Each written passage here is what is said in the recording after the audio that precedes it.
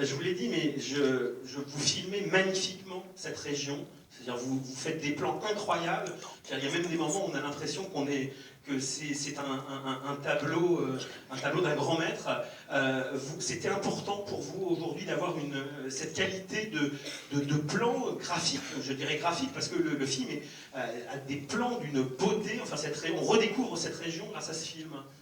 Moi, je voulais rendre la Normandie sexy, et elle l'est. Comme vous savez. Alors, Clément, you are here. Vous êtes well did in French? Oui, on va le faire en français. On va parler en français. Bravo! Bravo. Si j'ai fait les erreurs, je m'excuse. Alors, comment avez-vous rencontré Anne et comment avez-vous décidé d'être cette Gemma absolument extraordinaire, alors que vous aviez déjà interprété au cinéma le rôle d'une autre héroïne dessinée par ce même auteur? Oui, j'ai fait le film Tamaradu qui était un bon dessiné de Posy Simons. Et en fait, quand j'ai lu le scénario, j'avais mes doutes parce que est-ce que c'est trop similaire et tout ça. Mais en fait, j'adorais le scénario. J'ai trouvé le scénario complètement charmant. Le mélange de les deux langues, de les deux cultures, c'est assez rare. Et aussi, Anne était la réalisatrice et j'avais envie de parler, de travailler avec elle. En fait, je me souviens, le premier rendez-vous qu'on avait, c'était à Londres. Et à l'époque, je parlais absolument rien de français. Peut-être bonjour, bien, bonsoir, mais même pas, même bonsoir. Alors, bonjour, j'ai dit. Bonjour. Oui, juste ça. Et j'avais tellement envie de faire le film et tout ça. Et je pensais, mais comment c'est possible? Je ne parle pas le français, mais j'ai préparé un petit phrase. J'ai arrivé à le bureau en Londres et j'ai dit, bonjour Anne, comment allez-vous? Ah, vous parlez français? Oui, non, pas du tout, mais j'ai essayé quand même. Et en fait, il y avait une bonne chemistry entre les deux. Donc c'est comme ça. Chimique. Oui, une bonne chimique, mais voilà. C'est ça. Et vous avez vraiment beaucoup travaillé le français parce que vous êtes oui, carrément fluent. Presque. Pas encore, mais j'ai travaillé beaucoup.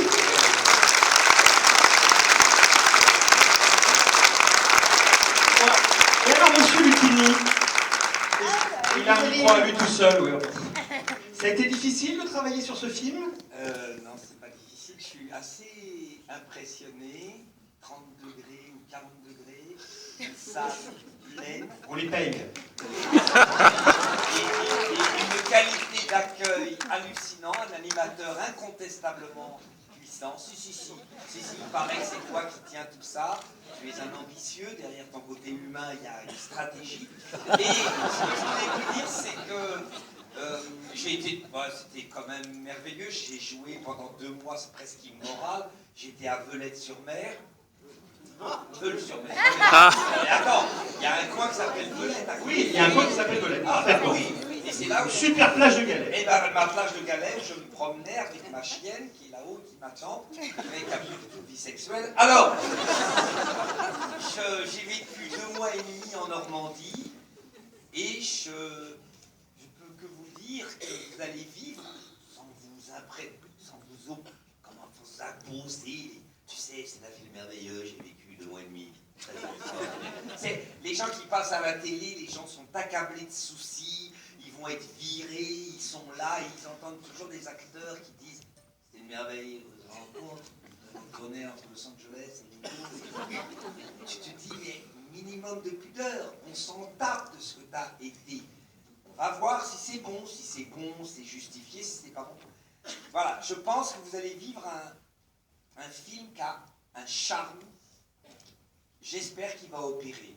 C'est un immense charme. Alors, je ne veux pas la réduire à être un objet uniquement sexuel. Et c'est vrai, incontestablement, je regarde le visage bienveillant des femmes à son égard et je suis heureux. Aucune mesquinerie dans le visage de ces femmes-là. Elles pourraient se dire, merde, bon, parce qu'elles repèrent des défauts, les meufs, tu vois. Enfin, si, vous allez voir, il y a une scène géniale où la ma femme, qui n'est pas évidemment une incarnation de Greta Garbo, qui est plutôt une femme moyenne, Terrienne. qui n'est plus une première main non plus. Et elle dit en parlant de l'objet de mon fantasme, elle est jolie, pas vraiment, hein.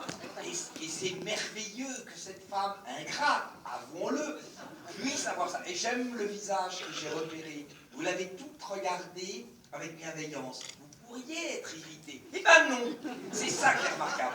Alors j'ai passé 2 mois et demi à être présent à elle et à essayer de faire sentir, je sais pas, une chose unique, c'est-à-dire que voilà, ma passion en littérature, comme a dit la speakerine du FR3 tout à l'heure, la femme me dit, vous êtes très admirateur de la littérature du 19e siècle. C'est embêtant parce que La Fontaine, c'est légèrement avant, mais c'est pas très grave. Céline, c'est un peu après. Normalement, elle aurait pu se renseigner, mais on ne la juge pas.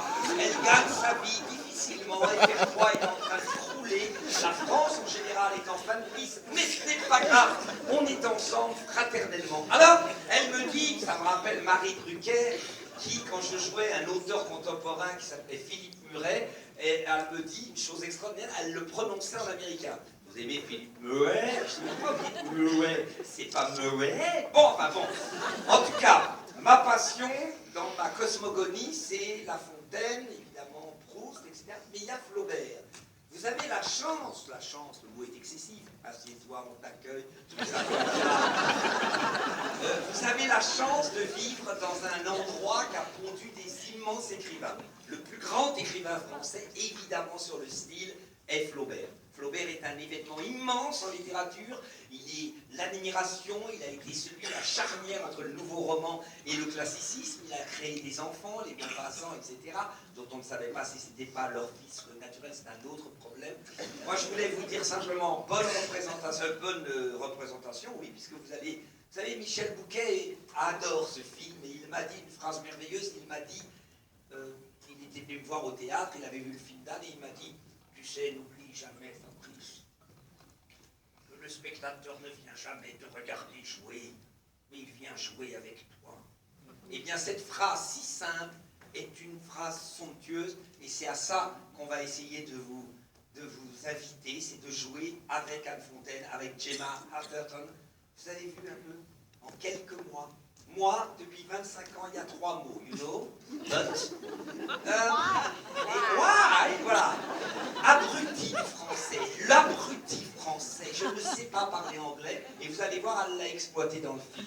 Je vous souhaite une bonne projection, je tiens à te remercier, parce que sans toi, ce bâtiment qui, objectivement, n'a pas un charme immense, bien séduisant, comme toi, merci, merci, merci. Fabrice Florent.